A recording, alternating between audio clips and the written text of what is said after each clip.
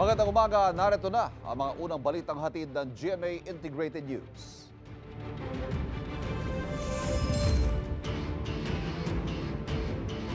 Hulikam na sumigaw, nanutok at nagpaputok ng baril ang isang kagawad ng barangay sa Panghulo, Malabon. Nangyari raw ito nang sitahin niya ang ilang nagiinuman sa labas ng kanyang bahay. Narito ang unang balita ni James Agustin.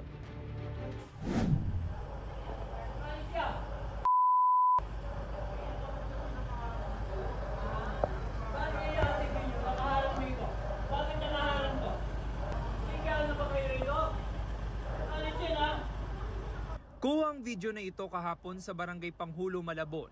Galit na kinokompronta ni Kagawad Jaime Domingo ang ilang lalaki. May hawak siyang baril sa kanang kamay.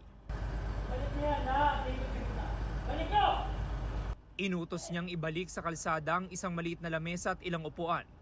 Kita na kinalabit niya ang gatilyo ng baril pero hindi ito pumuto hanggang sa palitan niya ang magazine. Sa video na ito, kita na ang nag-abot sa kanya ng ipinalit na magazine ay ang kanya umanong asawa. Sa isa pang video, kita naman na nagpuputok ng baril si Kagawad habang hawak ang damit ng isang lalaki. Ano? Siga ka rin? Ha? O sino siga sinyo rito? Ako okay kayo. Buti na lang hindi tinamaan ng lalaking kinumpronta niya. Kwento ng nanay ng lalaki patapos na mag-inuman ng kanyang anak at 5 iba pa nang dumating si Kagawad.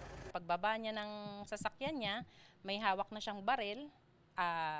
Yung mga kabataang nakapwesto dito, nagpasukan sa bahay na to. Yung iba, nagpulasan sila. Yung anak ko naiwan dito sa gilid. Naiwan dito sa gilid. Yun na siya. Siya na yung nilapitan. Hinatak siya. At the same time, binaril na yung sa may bandang paanan.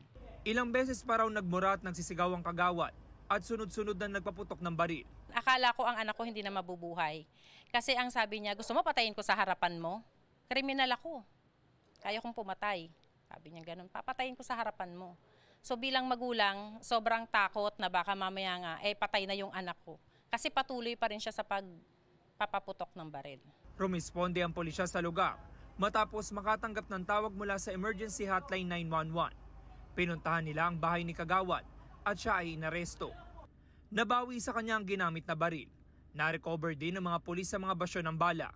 Ang nakuha natin sa kanya ay isang caliber 45 at may 6 na basyo ng baril na at saka 2 deformed na fired bullets. Pinakita niya itong mga kaukulang dokumento, no? Mayroon siyang LTAF, mayroon siyang firearms registration at mayroon din siyang permit to carry firearms. Sinailalim si Kagawad sa paraffin test habang ang kanyang baril ay isa sa ilalim naman sa ballistics examination. Kami ay gagawa ng kaukulang request para ito ay iparibok yung kanyang mga dokumento dito sa baril. Lumalabas sa imbestigasyon na nakainom si Kagawad ng mga oras na yun.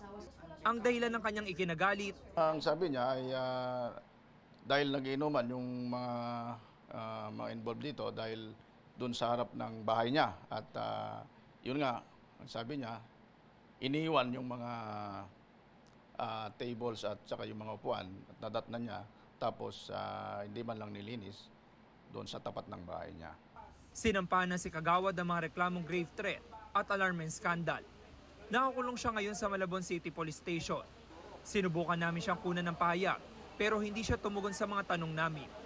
Ito ang unang balita. James Agustin para sa GMA Integrated News.